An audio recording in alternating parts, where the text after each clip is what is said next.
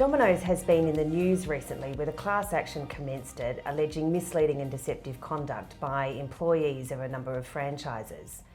The claim is, in essence, an underpayment claim where employees allege that they were misled as to the proper award that applied, as well as alleging underpayments.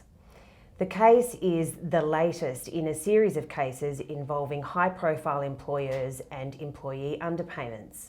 It's also further evidence of the increased interest that litigation funders are taking in supporting claims for recovery of employee entitlements. So Ben, we're seeing an increased interest from litigation funders and class action specialists in employment-related claims. Is this just part of the general trend in litigation in Australia, or is there something of interest in employment-related claims that makes them particularly amenable to this kind of claim? In Australia, we're certainly seeing an increased sophistication by plaintiff law firms and litigation funders, particularly in the shareholder class action space. But the employment law claims are certainly an attractive one for certainly funders, because there is an easily identifiable class, which makes it particularly interesting.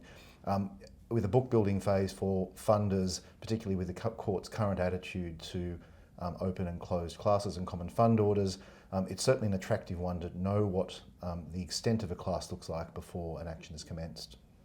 Are there other risks that employers should be aware of? Certainly one of the ones we're seeing now, and the one that is really keeping boards awake, is reputational risk. The announcement of a class action, particularly with the effect on share price, is one that boards need to be ready for. They need to be ready to deal with before a class action is announced and have a plan for how they're going to respond quickly. The climate is such at the moment that the media, the regulator, unions and employees are all interested in underpayments, with litigation funders and class action specialists circling. Employers can't afford to delay reviewing their employment contracts and employee entitlements to ensure that they are compliant and that there are no underpayment issues.